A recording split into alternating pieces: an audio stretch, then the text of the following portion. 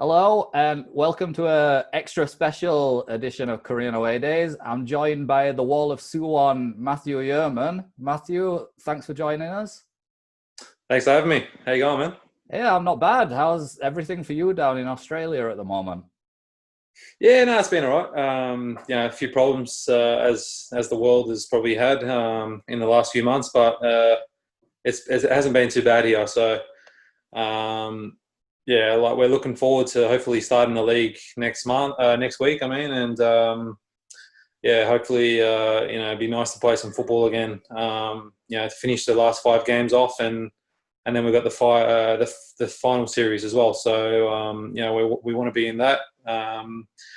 It's just been good to be back to training the last few weeks. 3 months off is probably the longest I've had. Probably apart from being injured. So didn't really like it. Yeah, well, fingers crossed for it actually opening up in a couple of weeks' time when you'll have your first game back. But for now, I want to paint you a picture. So it's early January 2017. It's freezing cold in Korea. You get off the plane at Incheon Airport to sign for Suwon. You mentioned at that time that you'd done a bit of research about the club and you'd been told some impressive things about the club. Just want to know, in those early weeks, what were your first impressions? Like, did what you'd heard match your expectations? From my point of view, when I was, I had a few Korean clubs that were interested, prior to me signing with Suwon, and once I heard Suwon Bluewings was interested, it was really like, how quick can we get the deal done? I'd never played overseas before, professionally, so that was always a goal of mine. And the scouts, I think it was one of the assistant coaches. I don't think he's there anymore. He's a legend over there, and he was at one of my games where I actually split my head open, and I come back on after I was strapping it up, and I ended up heading the ball like 3 times, like in less than like 2 minutes or something like that. And I don't know if that got the deal over the line, but it was something they were impressed with. I'm glad I did that. But when I got to Suwon, it was everything was new to me, So I didn't really know what I was going into. I just knew that the Koreans train hard, and I spoke to Alex Wilkinson and a few other boys, before, because I was playing with them at Sydney, and they were just telling me, like, if you're going there for a holiday, you're going to the wrong place. And I said, no, I'm not going for a holiday.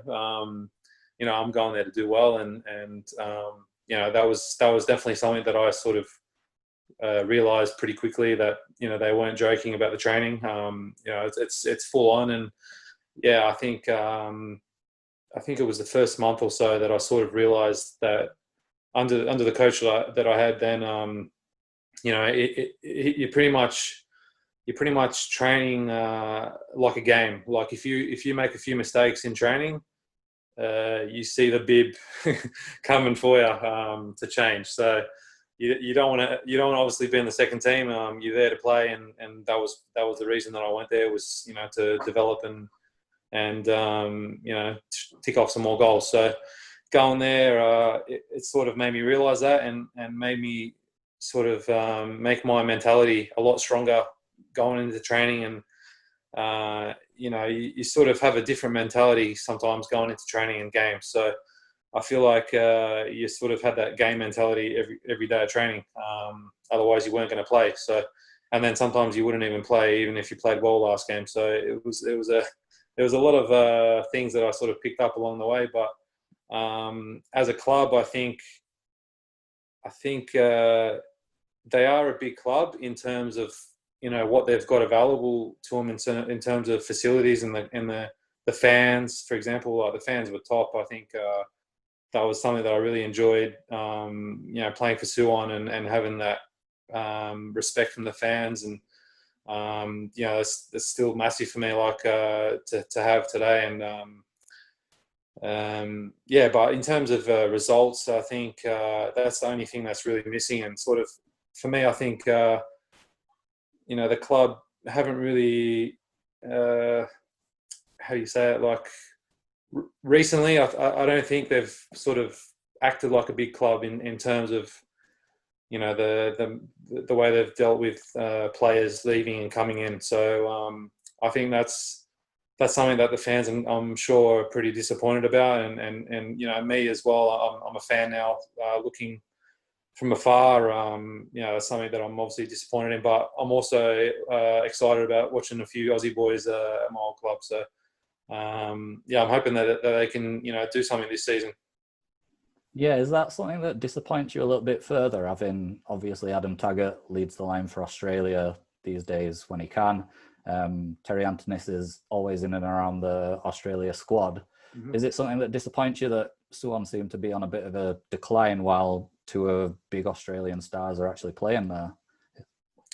Yeah, I think it's for me. It was I sort of experienced a little bit here and there, like when we went on a bad run here and there, but just seeing like the stress around the club and that type of thing, staying in the clubhouse before games and stuff like that, because we hadn't won for a few weeks, and it was a big game that we needed to win. So like they pretty much want all the boys to stay in the clubhouse, and it can be like 2 or 3 days before the game, even, like if depending on how much the stress is. So I think it'll be nice for the boys to experience some good times there. And obviously I didn't win anything, but I think we did pretty well that year. I think we were third or fourth in the end, and we were close to being in the FA Cup final, which I think we got gypped by the referee. Probably one of the worst decisions I've ever seen in my life. But I think it'll be nice for them to enjoy. I'm sure they're enjoying it anyway. I speak to them. I keep in touch with them, and they tell me what's going on there. And Tez is actually living pretty close to where I was. So like I try and help him and his wife have a few ideas of restaurants and that type of stuff. But hopefully they can do something good this season. Yeah, well, you just mentioned it then. Like, I'd listened to a recent Australian football podcast where you talked about where if the team was performing badly, you were expected to go basically live in the training facilities. Was there anything else, like anything different like that during the season, during your time at Suwon, that was really strange and something completely alien to you and was just really, really difficult to adapt to?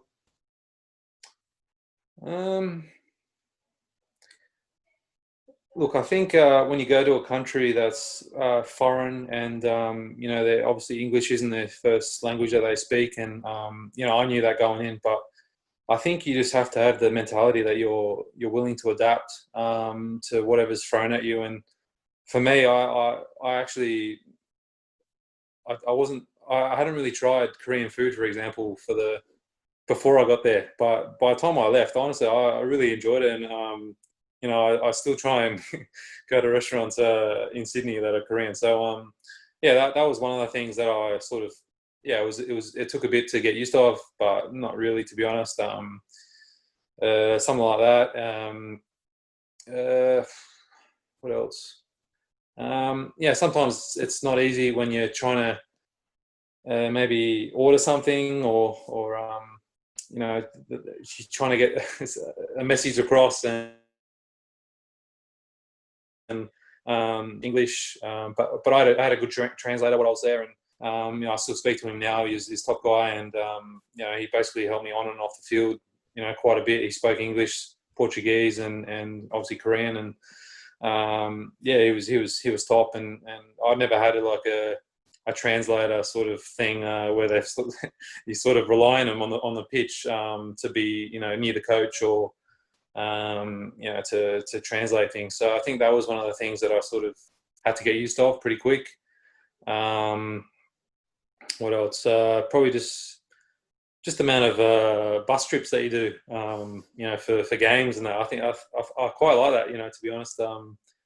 It's different to other places. Well, I was playing in Saudi and in Australia, obviously you take a lot of flights, so that type of thing was pretty cool. And I guess probably the saunas. They're a big fan of the saunas. So yeah, like just those type of things are pretty small, you know. You know, the banter's obviously a bit different, and yeah, just those type of things. It didn't take me long to adapt, to be honest. And I, like I said, I think you need to realize that you're a foreigner in the country, and you know, I think I got along with every Korean player that I played with, and you know, I think they're all top guys, you know, to be honest, and it made it easier for me to come into training, and you know, you go out for dinners with them and that type of thing. So I think it's just about buying into their culture, and you know, once they realize that you bought into it, you're pretty much one of them, and they accept you pretty quick. So yeah, it was good. And also, I mean, I just remember when we were playing, we had preseason in Spain. Like, I wasn't in Korea for too long before we actually went to Spain for preseason, and yeah, I just remember, like, you know, we're training obviously 2 times a day every day, and it was quite hard. And I think it was about 4 or 5 days in, like, we were eating the food from the hotel, and they were wondering where the kimchi was, and you know, all this Korean food. So they actually ordered it in from somewhere, and I hadn't seen smiles up to that stage. It's that big.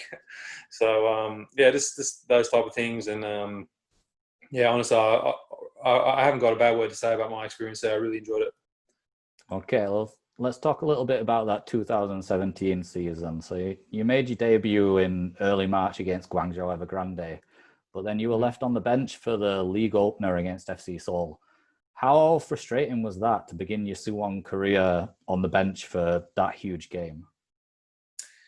Yeah, it was pretty. I was pretty angry, but I mean, like, I just had to accept it. I thought, you know, that maybe the coach was trying to just ease my way in, and that's the way I sort of took it. You know, I just understood that he was maybe didn't think I was ready, and you know, I think at that stage, I think I played pretty well in that game against Guangzhou, and yeah, so I was pretty happy with my debut. But then, yeah, like the K-League is obviously very different to playing against the Chinese team. So yeah, I just thought maybe he thought I wasn't ready, and I can't remember what the score was. I think we drew that day, did we? I can't remember, but yeah, yeah, I think there was a lot of question marks, to be honest, with me, and until I scored those 2 goals, and we had our first win. Like, I sort of after that day, I sort of felt like I was looked at a bit differently from everyone, to be honest.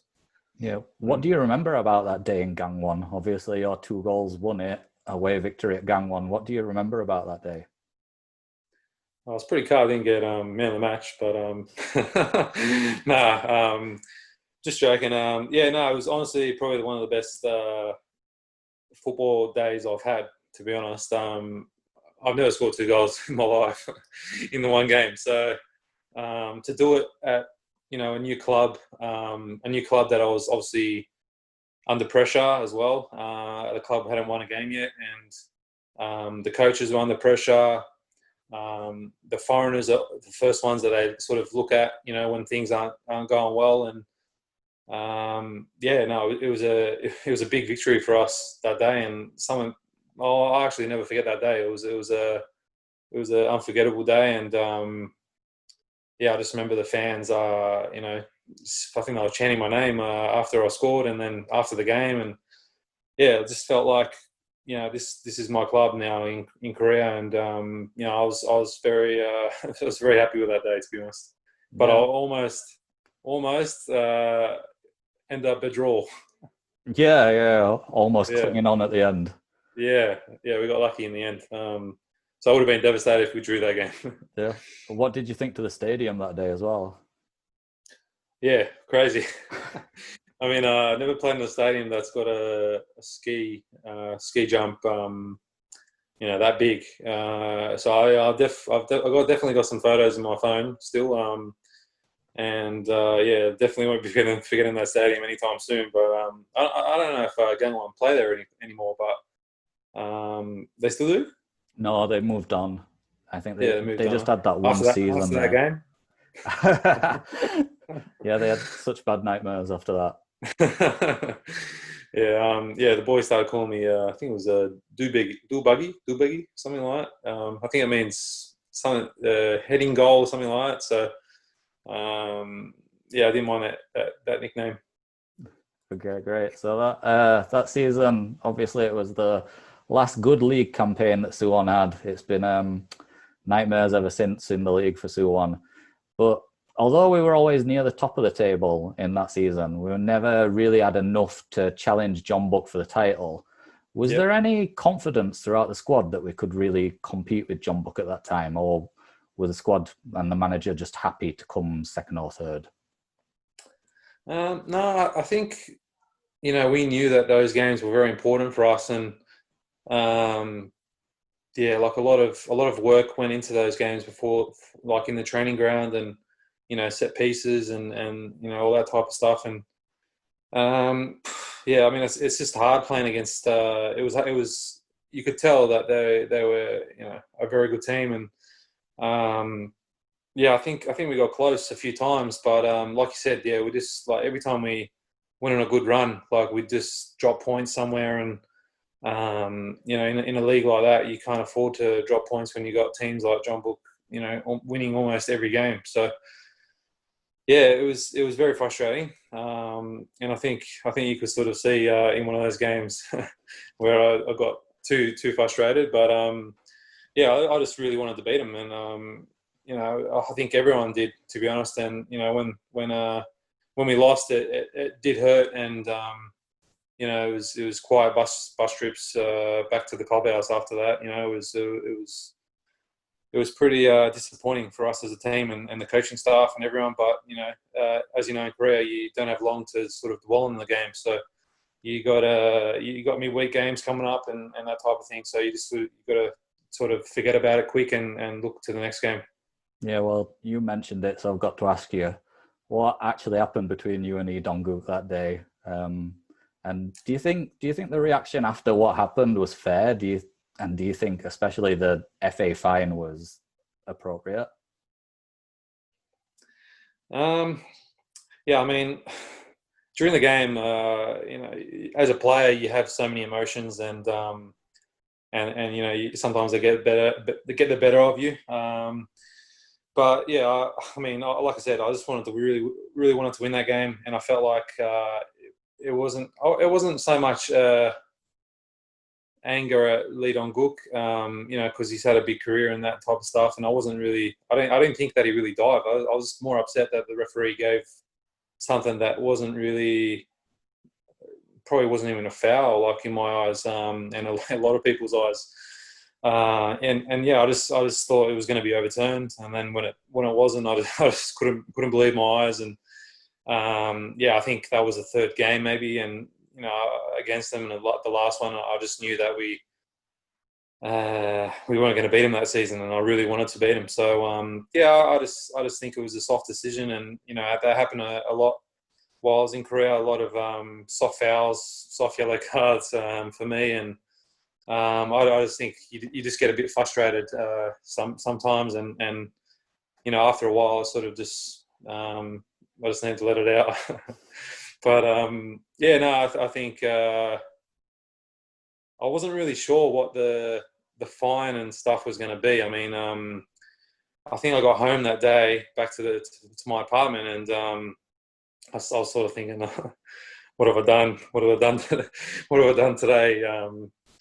And yeah, I mean, I was going away for a Socceroos camp the next day, and I was hoping to make my debut for that, and I was thinking, oh no, am I going to miss it now? Like, whatever, all sorts of things are going through my head, and but yeah, like I think after that, I think the Suwon fans sort of loved me a bit more, and it's sort of it was a bit strange, the feeling that I thought, like, obviously I'd maybe reacted in a bad way, but from the Suwon fans' point of view, they sort of love me, and they put a banner up of support, and from that point of view, like, I was pretty happy. Yeah, it definitely cemented your legend at Suwon. I mean, you only spent a year there at the club, but you're Yeah, year and a half, still beloved. Probably just because of that one moment. That's So, right. Whatever it takes. yeah. So that year there was a lot of things to remember. Like I said, it's the best league position we've had since 2017. Yom Kyun was providing a lot of assists. There was a lot of high scoring games. You went on to win K-League Newcomer of the Year, playing at centre back. But one thing that I'll always remember, and a lot of it's one thing that sticks with a lot of Suwon fans, is just how good Jonathan was that year. What was it like having him in the team?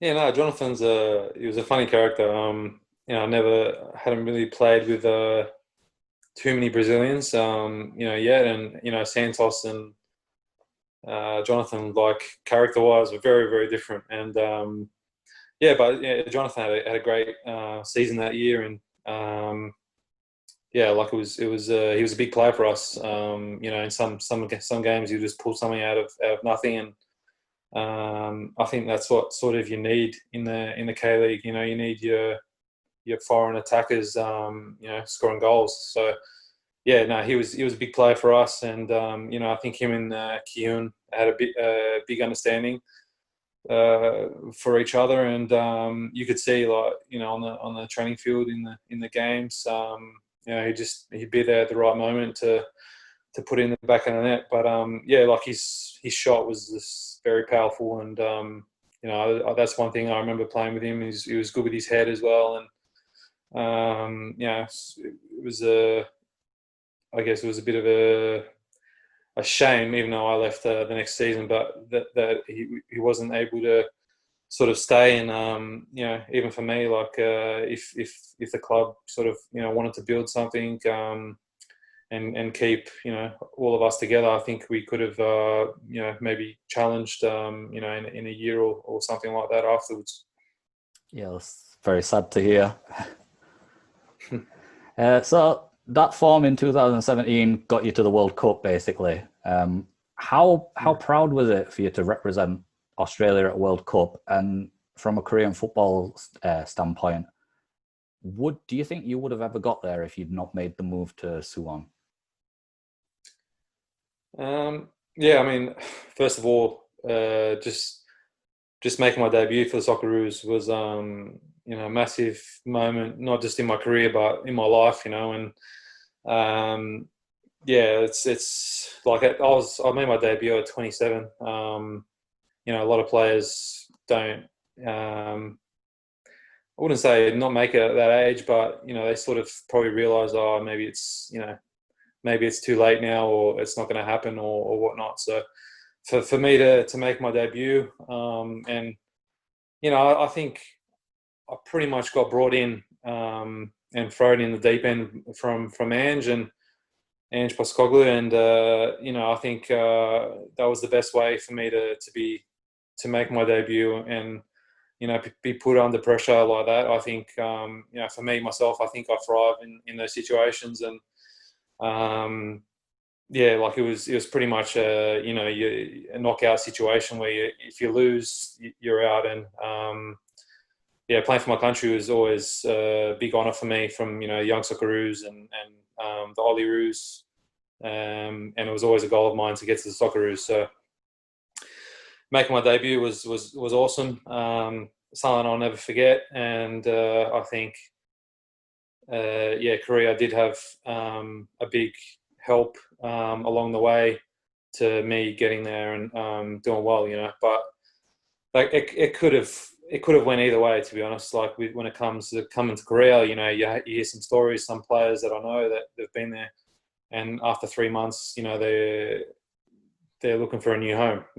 So for me, it was all about mentality, and I think if you've got a strong mentality, you can prove anyone wrong, and you can do what you set out to do in terms of goals and all that type of stuff. So for me, it was definitely a good move for me to go to Korea. I'm very, very happy that I did that move, and I think that helped me a lot with even fitness wise. I feel like I was very fit at that time, playing a back three against some quick players in the league, and you're pretty much up and down in the game. So I think that helped me, along with Ange changing the playing style for the Socceroos to a back three as well. So everything sort of lined up really well for me, and I'm very happy how it went. And then obviously after those games where we qualified, Ange left, so everything sort of just was up in the air, and I had my knee injury. I come back for pre-season with a injury. I needed a meniscus surgery, so I flew back to Sydney, got it done there, and pretty much I was racing the clock just to try and get games under my belt, get training sessions, get fit, and then sort of make sure that I made that World Cup squad. So I guess I wasn't going in there with at the right time where I'd like to be going in, like straight after those qualifying games, after a big K-League season.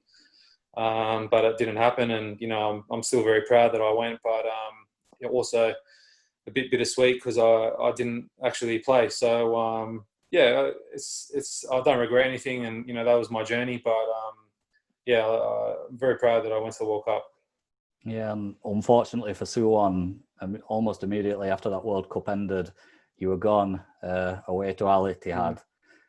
Given what Suwon went to do in the ACL in 2018, making the semi-finals within minutes of making the final, do you have a little bit of a regret about not seeing out your contract? Not really, because I think when it comes to that situation, I sort of got told and sort of heard that Suwon weren't looking at keeping me on or re-signing me. So as a player, you got to pick your situations to sort of make sure that you've got your next move lined up when you can, and I sort of that move come at a time of literally is just after the World Cup. So and I mean, from a playing point of view, it was hard because I knew I had a feeling that we were going to do well in the ACL, and we already made the next round by that stage, and it's always a big goal of mine to be champions and winning medals and that type of thing. So it was hard, and I was watching the games from Saudi, supporting the boys, and I was hoping they were going to go all the way because I thought I might get a medal still, but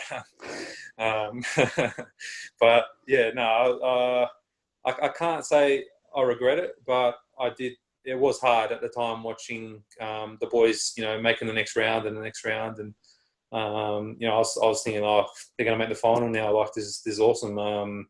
But yeah, it wasn't to be, as you said. But I feel like I haven't really regretted too much in terms of my moves in football, and at the time you think that's the right thing to do. So I don't make these decisions lightly, and I have a lot of time to think about these things, and there's a lot of stress and that type of stuff. But you always feel in the end that you're making the right decision.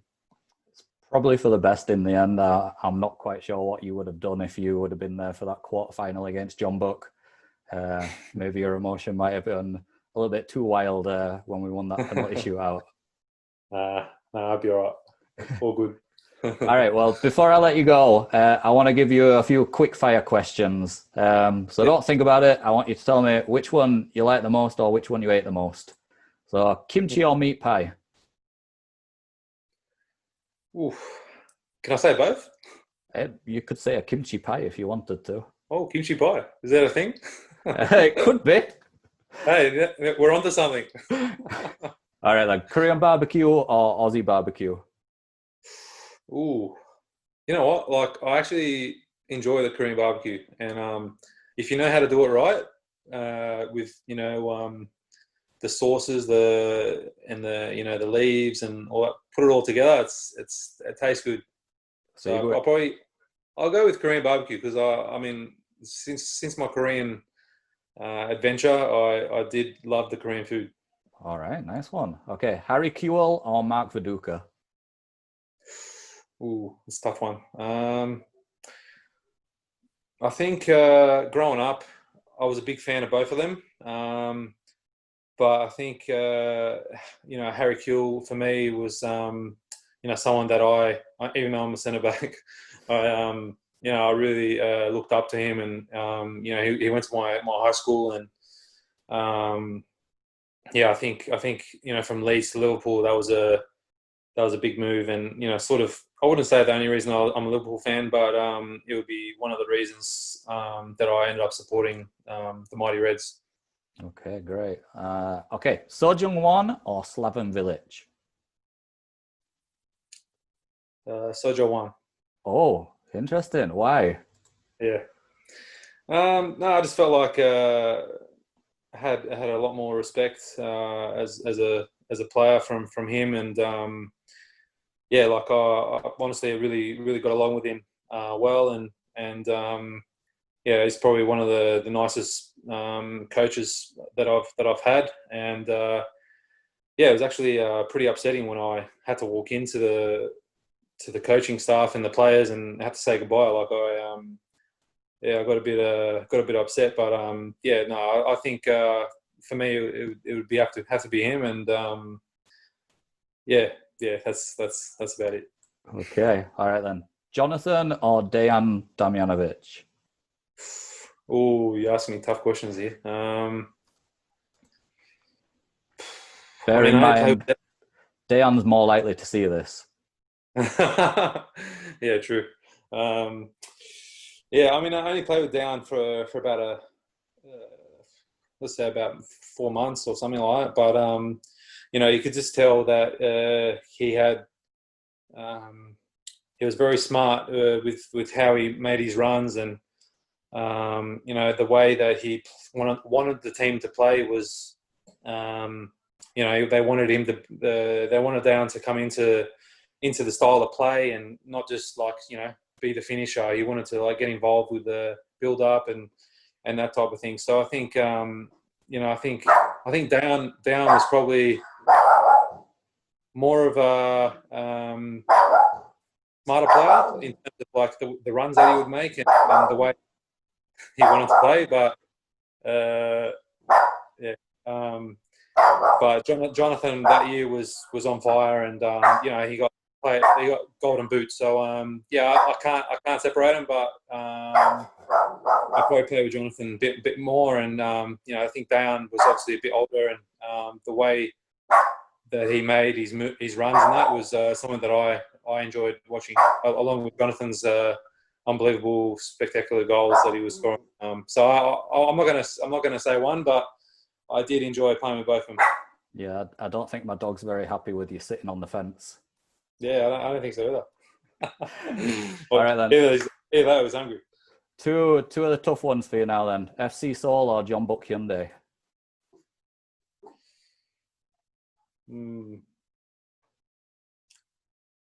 Which one do I like more? Which one do you hate more? Which one do I hate more? Okay, yeah, that's probably more the question. I'd probably have to go with John Book. Yeah, just John Book. Yeah. Okay, great. All right then. Okay, which one do you love more, Suwon Bluewings or Sydney FC? Dropping you in it. You're trying to put me in a pickle right now because I'm playing for the for the rivals. I mean, obviously I had great times at both clubs, and I've still got a lot of friends at both clubs, and your dog's gonna start barking again because I'm staying on the fence here. Both clubs helped me become the player that I am. They both gave me big chances to sort of play out my ability on the big stage, and I'm very grateful for both for the chance that they gave me, and the way that I left was on good terms. So I'm going to say both. Thank you.